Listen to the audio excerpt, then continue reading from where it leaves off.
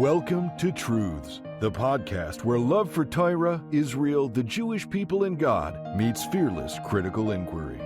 Through powerful conversations and thought-provoking solo teachings, we explore how timeless Jewish wisdom can ignite 21st century meaning, drive personal transformation, deepen our connection to God and to one another, and inspire bold action to heal our world.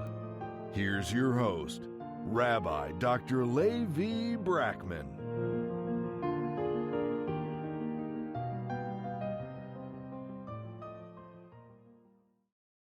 This is my first solo episode in the series of Seeking Ecstasy. Before I begin, I just want to say that my thoughts and my prayers are with our brothers and sisters in the land of Israel. There's a war going on with Iran. My fervent prayer to God is that this war ends as soon as possible, with all of the objectives of the war completed successfully, with Israel being victorious, dealing with the long-term threat of Iran with as few casualties as possible. May it be God's will. Today, I want to talk about a topic which has come to my attention because the videos of it have shown up in my feed on YouTube. And this is a conversation about whether God needs us or not. Does God need our mitzvahs? Does God need our Torah learning? And this has been a matter of controversy because there was one particular rabbi, and he's well known now for this, Rabbi Manis Friedman, who said that God doesn't just want our mitzvahs, God needs our mitzvahs. And this seemed to be very controversial because when you say that God needs us, that implies that without us, he's lacking something. And now if we're talking about monotheism, you say, Shema Yisrael, Hashem Elokeinu, Hashem Echad, the Lord our God, the Lord is one. That's what is new or was new about Judaism. The Torah brought monotheism into the world. Abraham believed in the one God, not in multiple gods.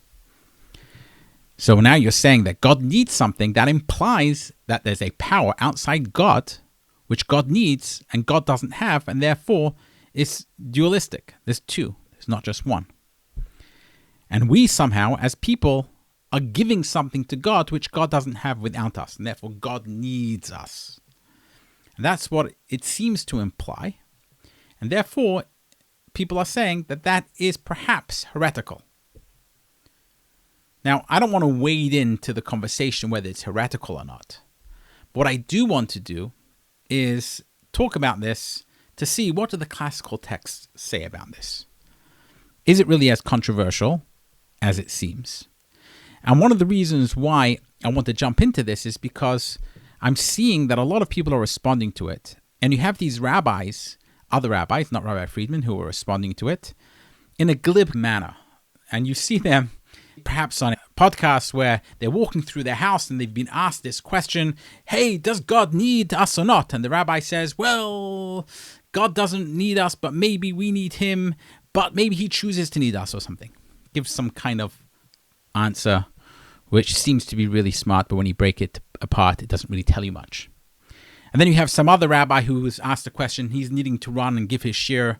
And he says, I need to run in a minute, but let me give you a quick answer. And he says, well, it depends. Are you talking about Ichud Ilah, Ichud Tata? And if it's Ichud Ilah, then he doesn't need us. Ichud Tata, he does need us, etc. Doesn't really help us. I'm sure both of these rabbis are well versed in this, but I don't think that this question lends itself very well to sound bites. And that is the problem and why it's caused so much controversy. Because this is really complicated. You can't just do a 1 minute quick soundbite and say, yes, God needs us. Because it just doesn't really do justice to it. Or you can't say, well, God doesn't need us. Because that doesn't do justice to it either. It's actually a very complicated conversation. So I want to say before I jump into it that if I've lost you already, that's fine. I think that this episode is probably not going to be for everyone.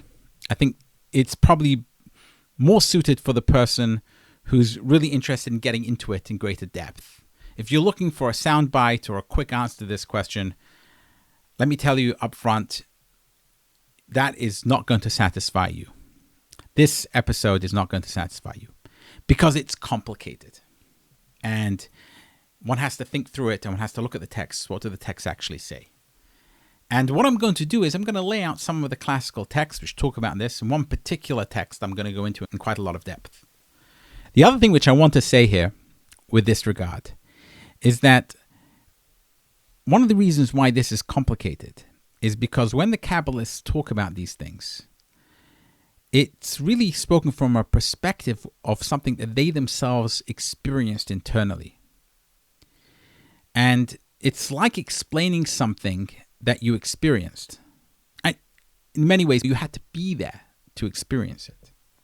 And so for people who see the Kabbalah and see Hasidism and Chassidic teachings as just an academic pursuit and want to know definitively, does God need us or does God not need us?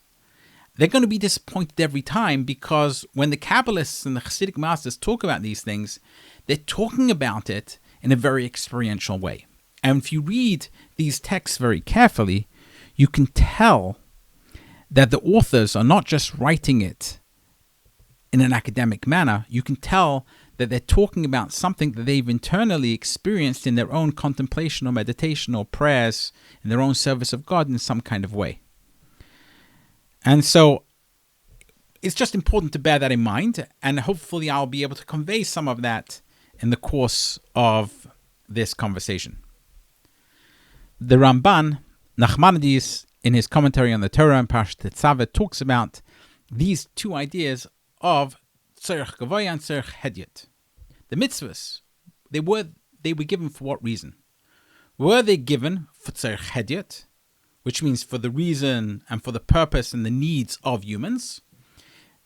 Maimonides, in the Guide to the Perplexed, basically says that the mitzvahs were given to people for the purpose of the people, in order to inculcate within the individuals the correct beliefs and opinions. That's why the mitzvahs were given, according to Maimonides. Torah is to give people the correct beliefs as well, the correct ideas in life. So the Torah mitzvahs were given by God for the benefit of mankind, and particularly of the Jewish people. Nachmanides has this other idea, and he says, no, actually it was given l'tzorech gavoya, for the reason and for the purpose of God. Now, you can read l'tzorech gavoya as for the needs of God. You could read it that as well. So that would be a perfectly okay reading of it, that it was for the needs of God. God needed it.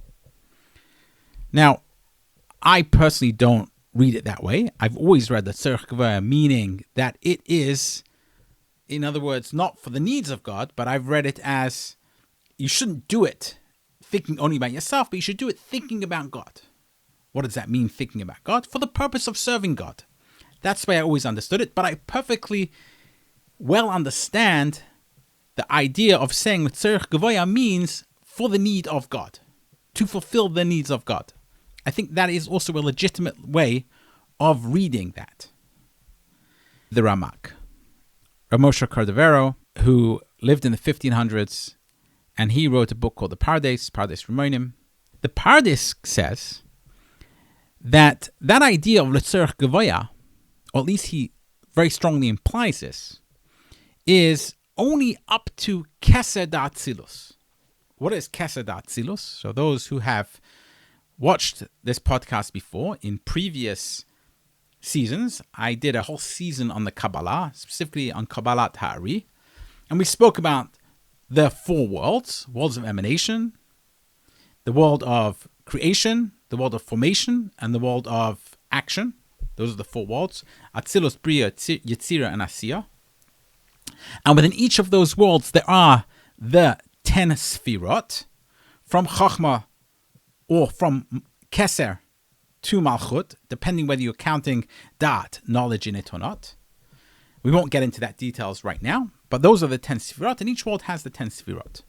So what Ramosha Cordovero says is that each level, the lower level, is needed by the higher level of each of the 10 Sfirot.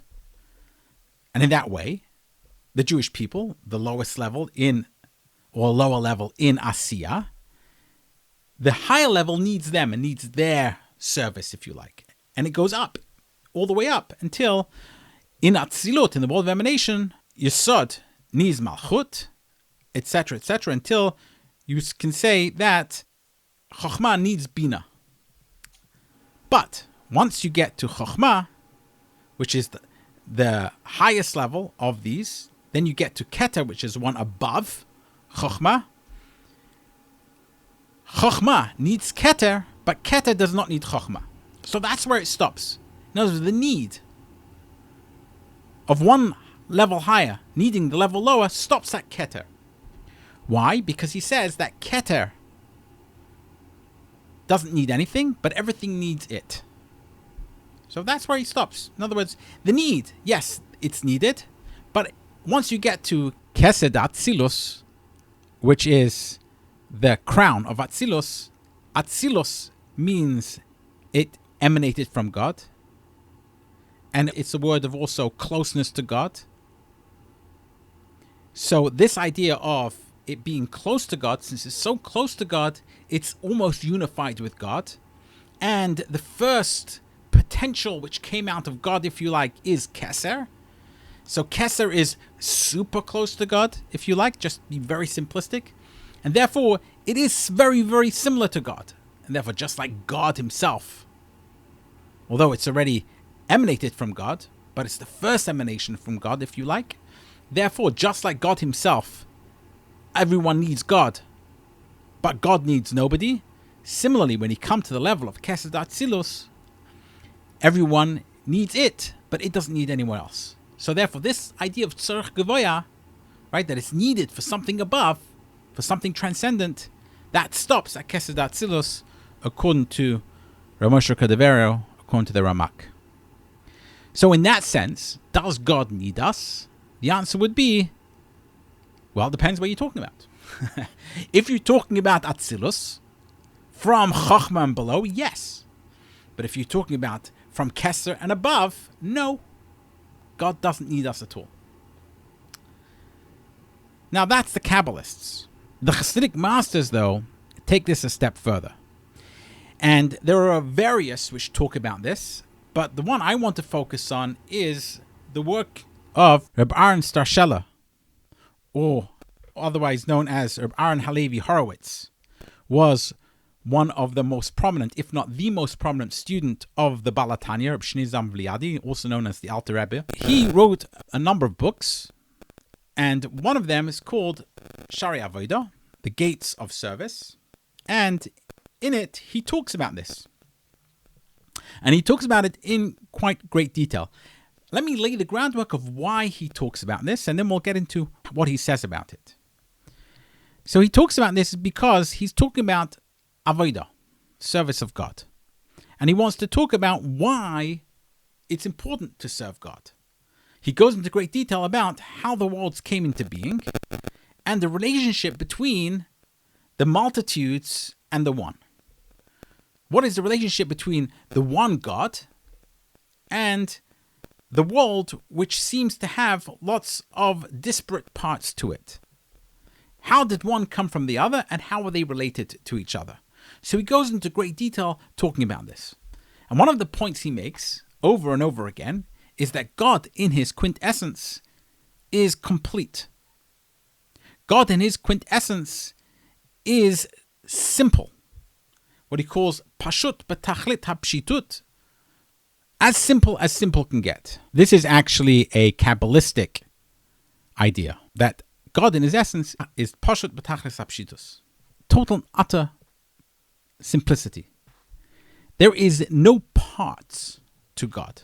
God isn't made up of different parts, this part and that part put together. It's all just absolute simplicity, to the degree that you can't say anything about it. There's nothing which you can say about it, because anything you say about it will mean that it is somehow made up of some parts. And it's not made up of any parts. It's just simple. Not in the plain sense, that it's plain, but it means that there is nothing that you can say about it in a positive way. So this is what you would call in English a apophatic perspective of the divine. Apophatic meaning that it can't be explained in any kind of way. It has no form in any kind of way whatsoever. That is the divine essence. So he goes into great lengths to try and explain that's what it is. Somehow, from that came the world of multiplicity. How that happened, he says, you can't explain. It comes from what he calls the koyach hapela. This wondrous power. Wondrous power meaning it's a power which we can't understand, because it's impossible for us to understand how, from this absolute simplicity, came the multiplicity. From this absolute oneness, simple oneness, came this complex world. He says that's something which is a paradox. It's unexplainable. And then he goes into detail of explaining the worlds and the sfirot, etc., etc. And then he tries to explain how, when the world was emanated from the divine, the way it was emanated, it came out achor ba'achor, it came out back to back, and then it needed to be fixed in a way that it became panim bepanim. Without getting to the detail, he explains that that's the idea of the Jewish people doing Torah mitzvot. They're somehow making the world back to, so it should become in a way of panim bepanim, face to face. So I could get into great detail of what he's explaining here and what it means, but in this podcast episode, I don't have the time to get into that in detail. But from that, he leaps into this idea of there being two souls, which is the nefesh elokit and the nefesh bahamit, the godly soul and animalistic soul. Or for those who are Chassidim, they would like to hear me say the nefesh elokis and the nefesh bahamis. So these two souls, the godly soul and the animalistic soul, really, they're all one. They come from one place. Actually, in some sense, the animal soul comes from a higher place than the godly soul. Now, what happens, just like you have in the sublime spiritual realms, you have the need to turn the world from being achor ba'achor to panim bepanim, from back to face to face. And that is done through showing that the worlds themselves are, although they look like they are yesh, although they look like they are an independent entity, independent of God, really they are totally dependent on God and actually one with God. So through showing that the yesh, that which seems as an independent entity, is actually one with God, you're actually now somehow making the world back to where it's face to face. So Rabbi Aaron explains, and this is, by the way, supposed to be a pirush, an explanation on the Tanya, which was his Rebbe's teachings, because don't forget, as I said, he was a student of Rabbi Shnei Zalman Vliadi. So he says that really what happens here is that the nefesh elokis, which the nefesh elokis is the idea of chachma, which is wisdom, and it starts off with wisdom, understanding, and knowledge.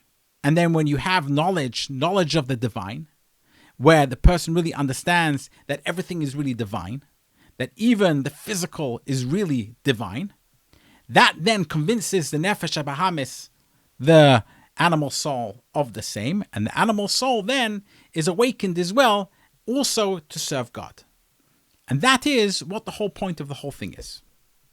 For the animal soul to be awakened, and also, so the animal soul which sees the world as a separate entity, when it gets awakened, it gets excited as well, and now you have now elevated, if you like, you've turned around that the animal soul is now also panim bepanim, now also is facing God, and that is the elevation that takes place, and that is what God really wants, because what God really wants is that his perfection should be recognized also in the entire world and also in the physical world that we live in.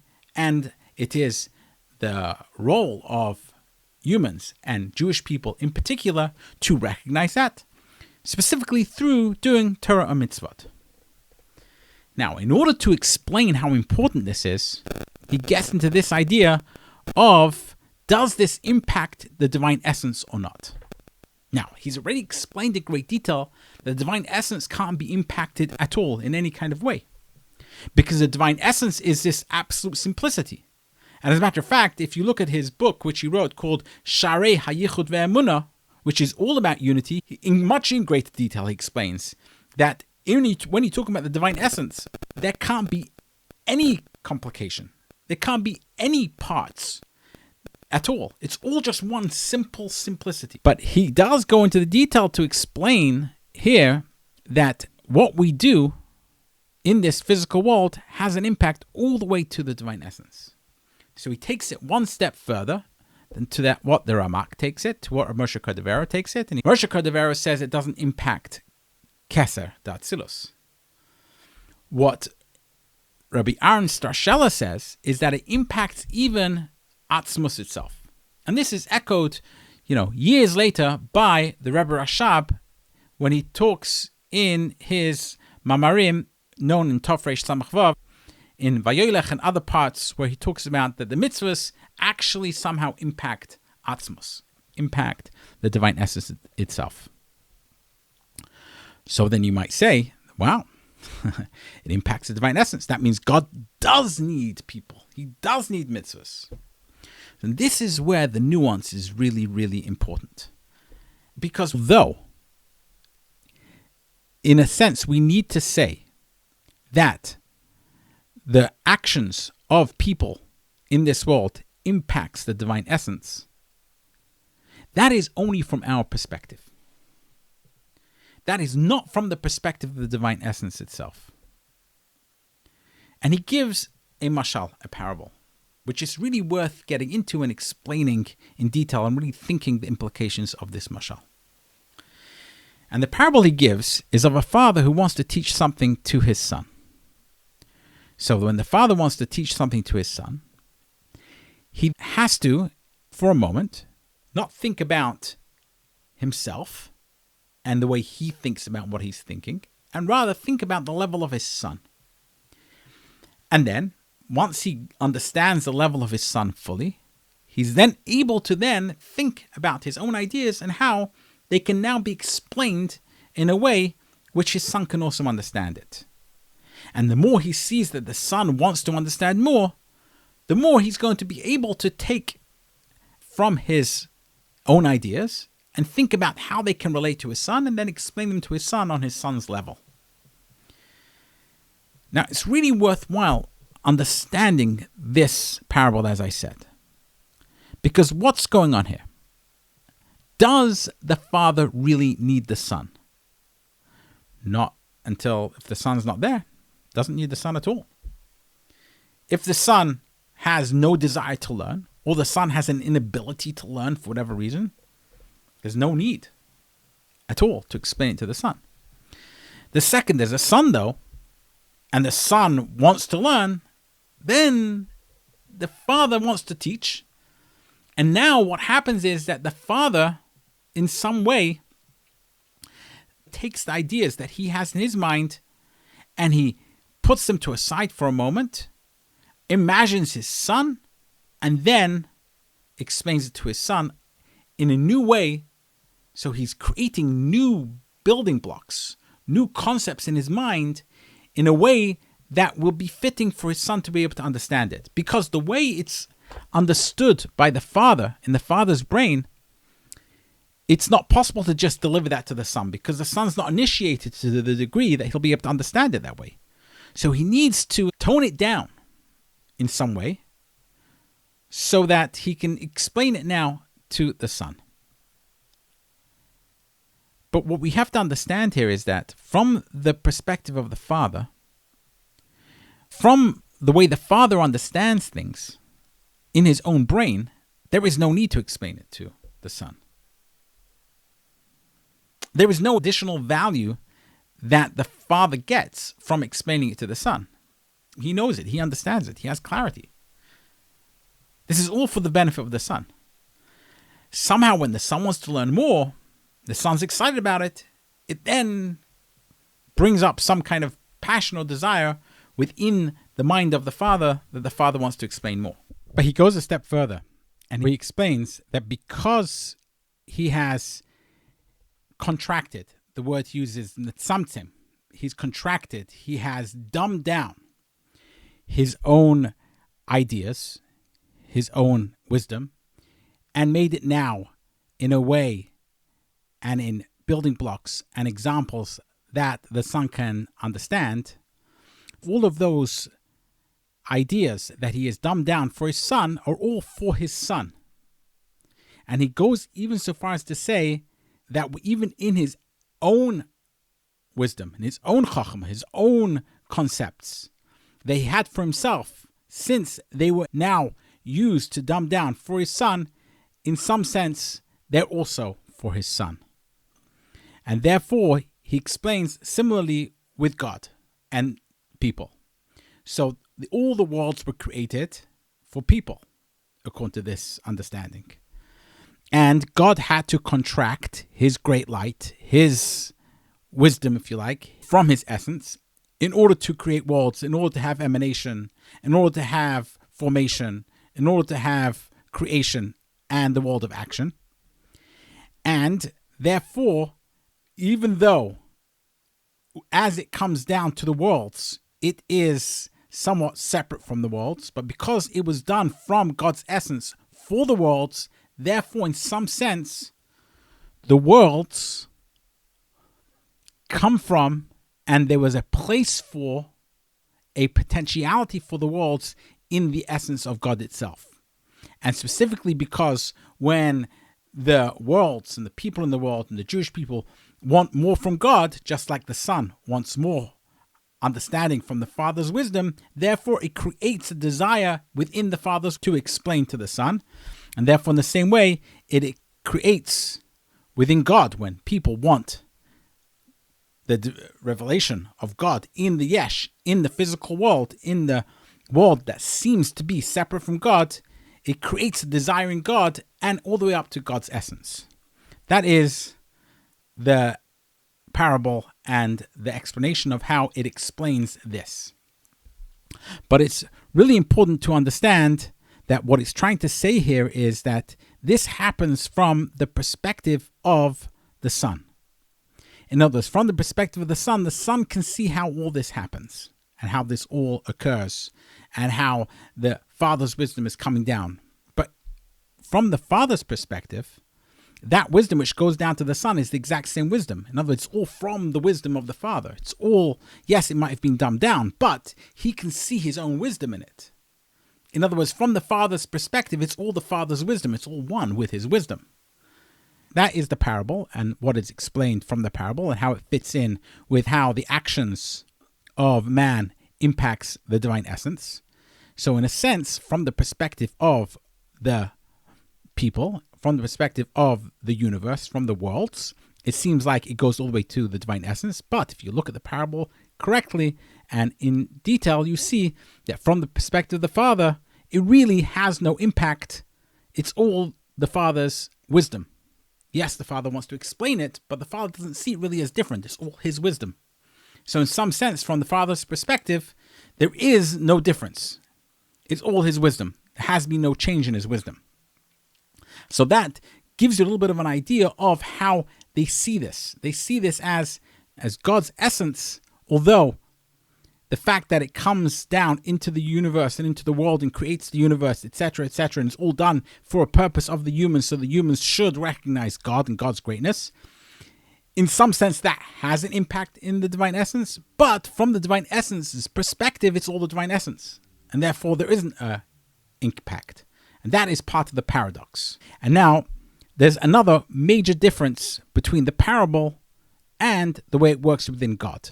And I want to talk about that major difference now. And that is that with the Father and the Son, that's two separate entities. They're actually two beings. There's a Father, one person, physical person, and the Son, another physical person. Whereas when you're talking about God, from God's perspective, as is pointed out by Rabbi Staroselye, in many places, there truly isn't two physical entities. There are never two separate beings. Everything is really all God. In other words, even when you have the full multiplicity of the world, he goes at great length to explain that all happens only from the perspective of humans. It only happens from the perspective of the worlds. From the second you get from Kesed Atzilus, below to Chachma Bin Das, that's when it starts to have multiplicity in some sense. Even when you get to the 10 Sefirot of Atzilus, it's not really multiplicity because it's so subtle.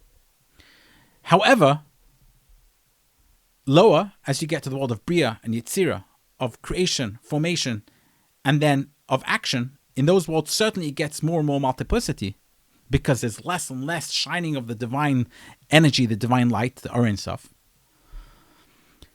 And there's more of a yesh, there's more of an actual being being created, a sense of otherness. But that's all from the perspective of the worlds and from the perspective of the humans. We feel otherness. And therefore, from our perspective, it seems like there's us and there's God. But from God's perspective, we don't exist. From the perspective of God, there is no difference between us and God. It's all one. How is that possible? That's the paradox. That the human brain cannot understand. So he explains that from the perspective of the human, because we see it as us being separate, it seems like our connection with God is like the connection of a sun.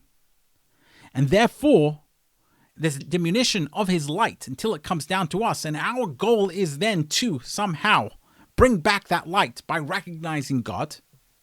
And that then fulfills the purpose of all of creation, according to this explanation. However, that all comes from our perspective, not from the perspective of God's essence.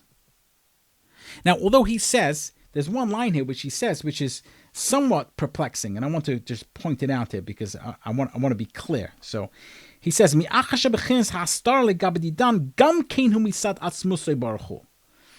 the idea of hastara legabe didan, that fact that there is a concealment from our perspective, is also from the side, from the perspective, in some way, of Atzmus Yisparach. Right? Because in some way, the fact that there is a diminution, and the fact that it then ends up being concealed, and that is from our perspective, but it's also Mitzvah Atzmusa. Somehow it impacts the divine essence. How it impacts the divine essence, we can't explain. So he says that the fact that we have a perspective that God needs us, that is somehow also impacted by the divine essence. But how that happens and how that's possible, you can't explain. He's at pains to explain that all of this needs to be said because we say that God had a desire. The Ari said that when it came up upon God's simple will to create the worlds, so there was a desire in God's simple will to create the worlds. Because it says that happened, now you have to explain how that could have happened. It happened, right? So now, how did that happen? And the answer is, well, it happened because God wanted it. So somehow it impacts the divine essence itself, because it was the desire within God's essence. And since there was a desire within God's essence, therefore, it has to have somehow impacted God's essence. How that happened? Because we also believe that God doesn't need anything. He can't need anything. Because God is perfect. So he can't need anything. If he can't need anything, how did he have the will, the desire to create worlds? And the answer to that is we don't know. It's a paradox. It's impossible for us to figure out. That is a circle that's impossible for us to square. We as humans are never going to comprehend how, on the one hand, you can have a divine essence, which is pashut betachas apshitus, which is absolute and utter simplicity, that it's impossible for it to have any other parts or any changes. It can't have any desires. It can't have any human emotions or any of those things, which is even far, far, far removed from human, but somehow be'erach, somehow comparable to human emotions, it can't have. On the one hand. On the other hand, somehow it has a desire. How did that happen? How is that possible? The answer is we don't know. That's why it's called ayin. It says ayin means nothing. Nothing because there's nothing we can say about it. So when we say on the one hand that God desires and God wants, we don't know what we're talking about. That's the problem with it. We don't know what we mean when we say God desires, God wanted, when it came upon God's will. So Rabbi Aaron says, God forbid, he says, to say that within God's essence there is anything like the human will or the human desire or the human pleasure. So when we say God has pleasure somehow from our mitzvot, we actually don't know what we're talking about. We're saying something which are words which have no meaning. Because that can't be said about God. So what are we saying? So at the end of it, he says, really, we're not allowed to talk about this at all. Because when we talk about it, we can make mistakes. We can think we're talking about something which is somehow similar to what humans have. And if we do that, we're making a mistake. Because God doesn't have anything like what humans have. Especially God in his essence doesn't have anything that humans have. But he says, in order for you to have a comprehension of how important mitzvahs are, how important Torah is, therefore I'm talking about this. Otherwise I wouldn't talk about it. In other words, talking about this is actually a waste of time. The only reason why you want to talk about it is because you want to show how important Torah and mitzvot are. But otherwise, what you're saying actually isn't meaningful. It isn't meaning anything. Because you can't say this about the divine essence. It's impossible to say it. So why are we saying it? Well, Arizal says, in the Eitz Chaim, he says that when God's will was awakened to create the world. Because he says that, we have to explain that there had to be some kind of will. What are we talking about when he says God has a will? We don't know. How could God have a will? We don't know. What does it even mean that something happened within God and the divine essence? How could that even be possible? We don't know. It's a paradox. It can't be on the one hand. On the other hand, it is. But what is it that happened? We don't know. We're talking about something which is of such otherness. It is of such a different magnitude of being than what we have ever experienced in the physical world that we can't understand what it is at all, and we can't talk about it. It's totally ineffable. Now, the reason why I say this is spoken about when you read Rabbi Aaron, it feels like he's experienced this. Because he talks about it from the perspective of a human. And he talks about it in the Nefesh Adam, in the soul of the human being. And you can have a sense as you're reading it that he's talking about something he's experienced internally. And internally what happens when you ask yourself, who am I? Who is this consciousness? I'm talking here, I'm sitting here, I'm talking for a number of minutes in front of this camera, into this microphone. What is this? Who am I that's talking? How is this coming out of me? So I read an author describing consciousness as that which experiences. So even when you say I, some people say it's I am. But I like the phrase, that which experiences, much better. Because if you think about it, if you ever meditate, and you're able to get into a meditative state, to get to that place of that which experiences, what you recognize is that in our core essence of who we are, it's simple. When you're able to remove your thought process, when you're able to remove your emotional feelings, when you're able to have this total open awareness to what's going on, you can actually feel that thought showing up in your mind. You can actually sense that imagination forming as it starts to form. You can feel that feeling as it starts to grow within you. You become totally aware of it. But what is that thing that is becoming totally aware of these things that are emerging from you? What is that? When one asks that question, what is that thing? We as humans find it very difficult to come up with any kind of description of it which makes sense. We don't know what it is. We call it that which experiences. But what is that which experiences? What is it? We don't know. It's very difficult for us to actually describe what that thing is. We don't really have words for it. That's on the one hand. On the other hand, Thoughts emerge from it. Feelings emerge from it. Ideas emerge from it. Words emerge from it. How does that happen? Where is it coming from? Because when you have that open awareness on its own, it's this pure thing. It's just pure awareness. It's that which experiences. It can't be described. And this idea of mi basara echse Eloka, from my flesh I see God. This idea, you feel it, that when they talk, Rabbi Staroselye in his Shari Avodah, he goes to explain in great detail how things happen in the higher realms. And then says it's exactly the same mirror image that happens within the Nefesh HaAdam, in the person, within the human being, in the human psyche. And then he goes into great depth talking about that, and you can tell this is something he experienced. So when he talks about that paradox of God being Pashat B'tachas Apshitus, being absolutely pure, indescribable, ineffable on the one hand, on the other hand, desire coming from it, and the desire somehow impacting the quintessence of God, he's talking about something which he actually experienced. It's clear to me. And so therefore, to talk about this just in academic sense is very, very hard. But for someone who's meditated, someone who's contemplated, you kind of get an understanding of what they're talking about. Because you know that it's indescribable, yet you know your thoughts come from it.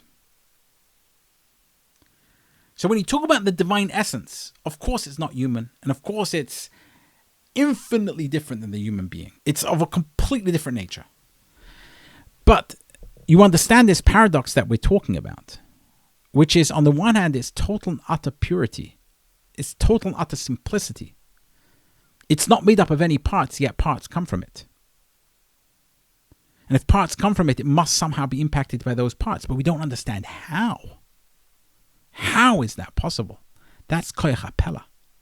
That's what he calls this power, which is wondrous, this wondrous power of how it happens.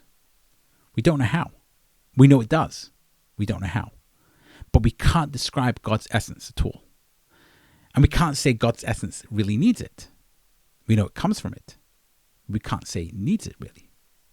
And the only reason why we say it needs it is because that's from our perspective. We don't have different words to explain it. So we use those words that it's needed for the divine. Which doesn't really mean, means it's needed for the divine. It doesn't mean God needs it. By the way, there's a big difference. You have to, in these things, it seems to me, that you have to actually, unless you want to innovate. By the way, I just want to be clear that I don't mind people innovating. It's absolutely fine for me, from my perspective, if people want to innovate. But I do think that if you're saying you're coming from the tradition, then you should be very, very particular about using the language of the tradition.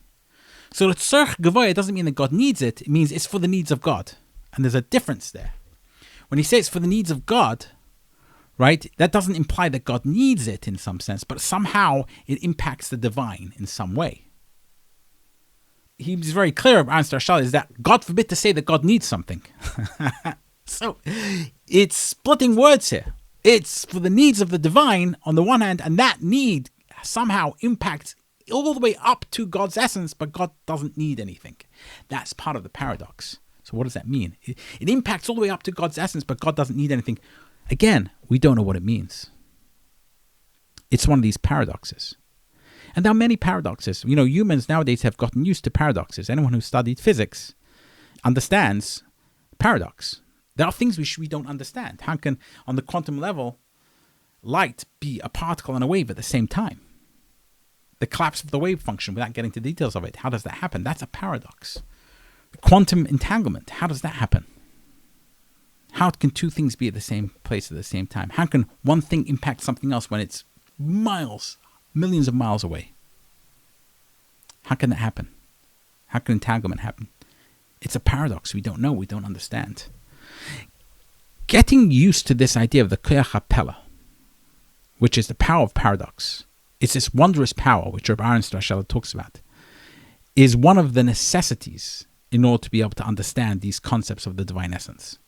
You have to get comfortable with the paradox. You have to get comfortable with this idea that you can't say that God needs anything on the one hand. On the other hand, somehow what we do is for the need of the divine. It impacts the divine itself. But it's impossible and it's forbidden to say that God needs it.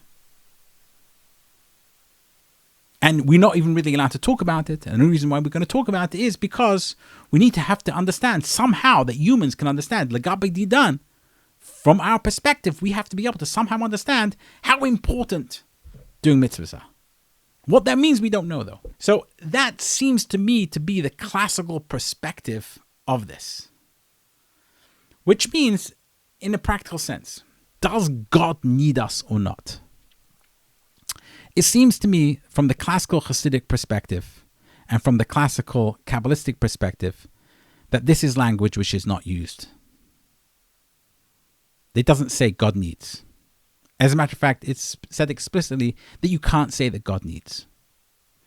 And it works very hard to try and explain around this idea of tzorech gavoya, that's needed for God.